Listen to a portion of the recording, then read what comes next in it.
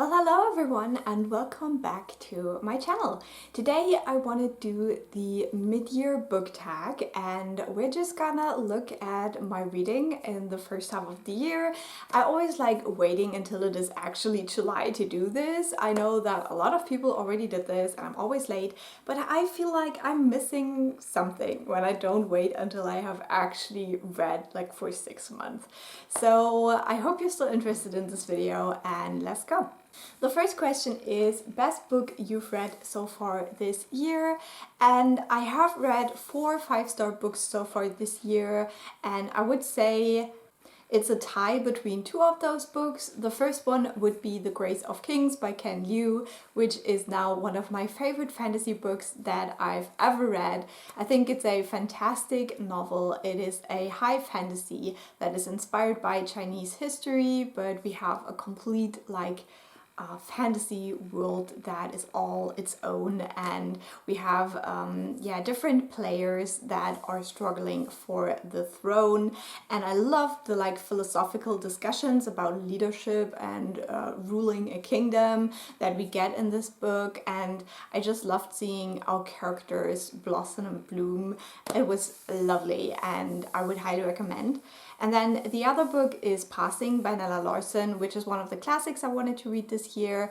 This is a classic of the Harlem Renaissance, and this book deals with the idea of passing. So a person being black but passing as white and then living life as a white person.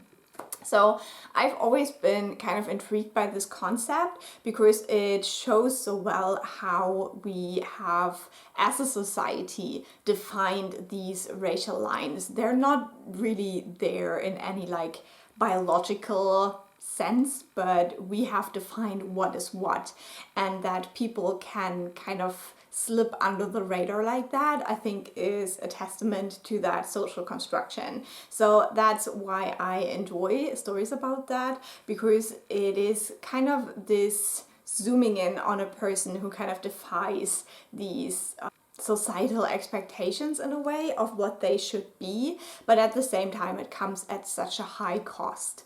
And so I really enjoyed this book. There's also a movie which I thought was good as well, and I've done a whole reading vlog about that one, so if you're interested I would highly recommend checking it out.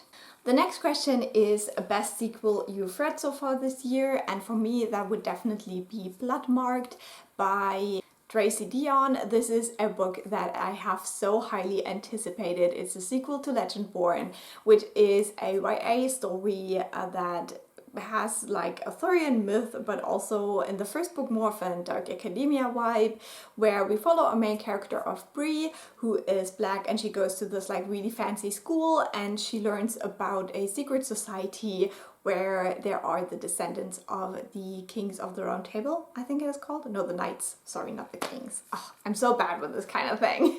Really, Arthurian legend is not interesting to me at all, but this series is fantastic. It's such an interesting twist on it, and I love it. And so I was really stoked to read Bloodmarked, and it was everything I wanted it to be. I loved it.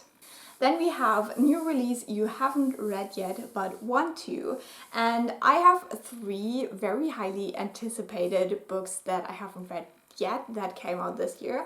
We have A House of Good Bones by Kingfisher, which it sounds like it should be my book, but I'm scared. I also thought that about How to Sell a Haunted House, which I also haven't read yet, but I've heard such mixed things that now I'm just scared. So yeah, those 2 still on the list. Then we have A Spell of Good Things, which is the second novel by the author of Stay With Me, Ayobami Adebayo, and this one I'm also really intrigued by. I loved Stay With Me. It was such a fantastic book, but also I'm a little bit scared because maybe I don't like the second one and then I'll be so sad. And then lastly we have A Warrior Girl Unearthed, which is kind of a sequel to Firekeeper's Daughter by Angeline Boulley. but I don't know. I think this one is more of an autumnal read to me personally, just because I think I read the first book in autumn as well, but this one is quite a few years later than the first book, and we're following a completely different character, so I'm intrigued to see how I like it, but I'll probably read it later in the year. The next question is most anticipated release for the second half of the year, and when I watched one of these videos I learned that my most anticipated book has been pushed for another year. It's now in autumn of 2024, so I'm still gonna say it even though I've been robbed, and that is the fourth Nevermore book. Yeah, I don't have words for that. I'm just over here like my heart is broken. What can I say? There's probably more books, but I'm not really good with keeping up with new releases before they come out. I just usually find out like right before they come out, so that's fine by me. Then we have the biggest disappointment, and for me personally a big disappointment was the Gilded Wolves trilogy. I have a whole reading vlog about it, and I even looked at that in the thumbnail. But yeah, this just wasn't it for me. I don't know, I expected so much more because it has been compared to the Six of Crows duology so much, but it did not hit for me. It just didn't. Some of these characters were so frustrating and I did not understand why. And also like the whole like riddle things, so many things just didn't add up in my head. So yeah, I'm just, no, that wasn't it. And then we have biggest surprise, which one of my biggest surprises this year was the novella The Jade Setter of Jan Loon, which is set in the Greenbone world. So it kind of connects to the Greenbone saga in a way. We even see some of the characters, and I think I hadn't realized how much I love this world until I returned to it with this novella. And now there's even another book that came out that I think has short stories set in this world, so I will definitely get to that. But yeah, just being with this like world again and seeing some of our characters that we love so dearly, it was just amazing. And at the same time, this novella also had a very strong own story that touched on a very important topic. So I was blown away by it, and I did not expect that at all. Then we have a favorite new author, debut or new to you, and I put two that I have read multiple books from, and I just will probably read all that I can by these authors. That being said, I'm very bad at reading multiple books by the same authors, so don't mind me. But it is P. Jelly Clark. I read Ring Shout, and I also read the first novella in that like Egyptian series, whatever it's called. So I really like both of these. I think I gave both of them, no, I gave Ring Shout 4.5 stars and the Egyptian one 4 stars. And I definitely need to continue on with that. But yeah, I'm convinced. I'm convinced. And then we have Ken Liu, who wrote the Dandelion Dynasty series. I think he also has a short story collection. Is it the Paper Menagerie? Something like that. So I might check that out as well, even though I'm not a short story person. So we'll see, but definitely whenever he writes a new fantasy series, I'll be there. Like, I'll be in the first row, ready. Then we have newest fictional crush, and I decided to change this. I think I saw it in another video as well, to newest favorite relationship, and that is the relationship in Even Though I Knew the End. We have an established sapphic relationship in this book between two women who both have kind of a secret. Like, one of them has sold her soul, and the other one has a little bit of a different secret that I'm not going to spoil. But since they are in an established relationship, I just enjoyed seeing that so much. And unfortunately, we don't see too much of it in the story. Like, I would have wished to see even more. But I think what we got was already very, very nice. I just really liked reading about this couple and how they loved each other. And then we have newest favorite character. And I've put two because I have like a fantasy version and then like a more contemporary version. Now we'll start with the fantasy version because I've already mentioned this like a ton now. And that would be Kunigaru in the Grace of Kings.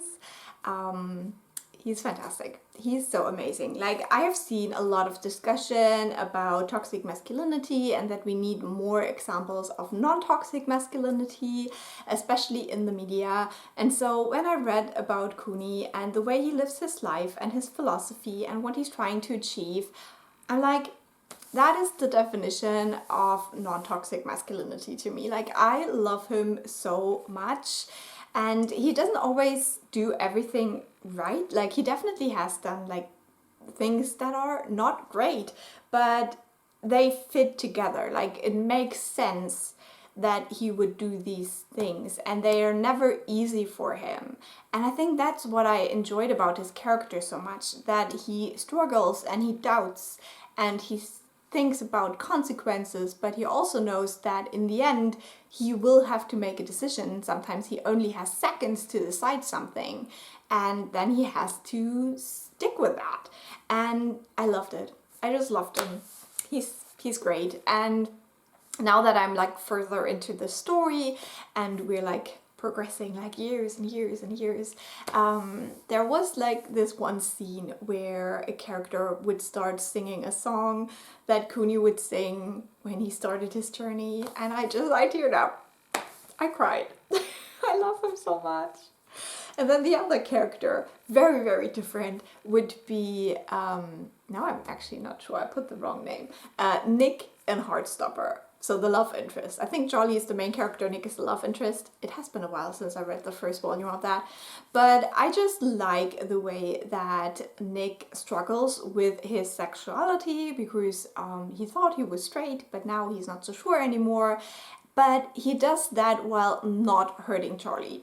And I think that is, again, so great to see, because a lot of these queer stories, we see that people who struggle with their sexuality kind of hurt the people they might be attracted to or they might like a little bit more in the meantime, because they're kind of pushing back. And so to have a character who is struggling, who is questioning, but who's not hurting the other person with that, is lovely. I really enjoy that. And even though this, again, might not be perfect, there might still be like moments when the other person gets hurt, but it's not his intent. He's not being like hot and cold or anything like that on purpose, but then it's just because of circumstances and maybe also what people expect of a person who is questioning. So yeah, I really enjoy that as well. And so I'm intrigued to read more. I just read the first volume, but I've seen the show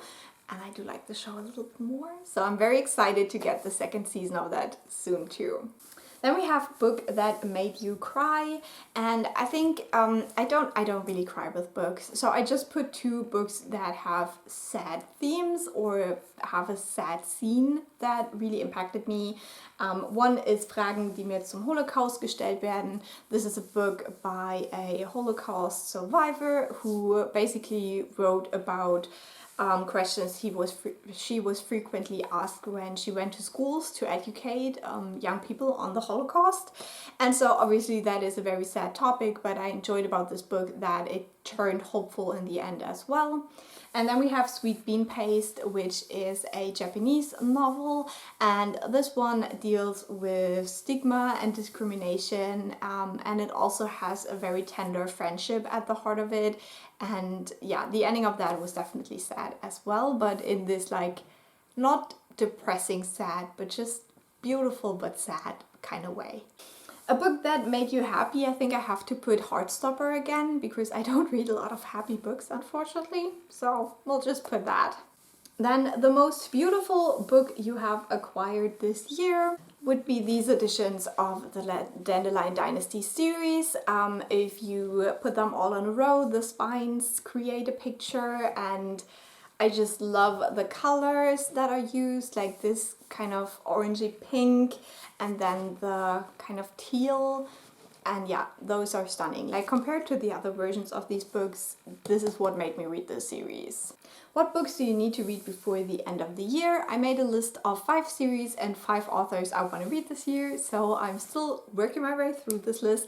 I'm currently done with 2 series almost, and then 3 of the authors, so the others are still up to be read during the rest of the year. Oh my god. I hope I'm not cutting it close like I did last year, where I finished the last book of that list on the 31st of December. And favorite book to movie adaptation, I think for me, just because I love it so much, it is Shadow and Bone. I even did videos about it, which I don't usually do, but I really enjoyed it and I'm intrigued to see where it goes. I love it. So we'll see. And the other one is Emily, which is not really a book to movie adaptation, but it is a movie about Emily Bronte. It's a fictionalized movie, so it's kind of like, you know, there's also a Jane Austen movie that is kind of like, what if she had a romance that inspired her to read something? It's kind of like that, but I really enjoyed it. It was a great movie, and I did not expect that. Like, I don't know. So that was the tag. I hope you enjoyed it. Let me know some of your answers to these questions if you want in the comments, and I will talk to you very soon. Bye!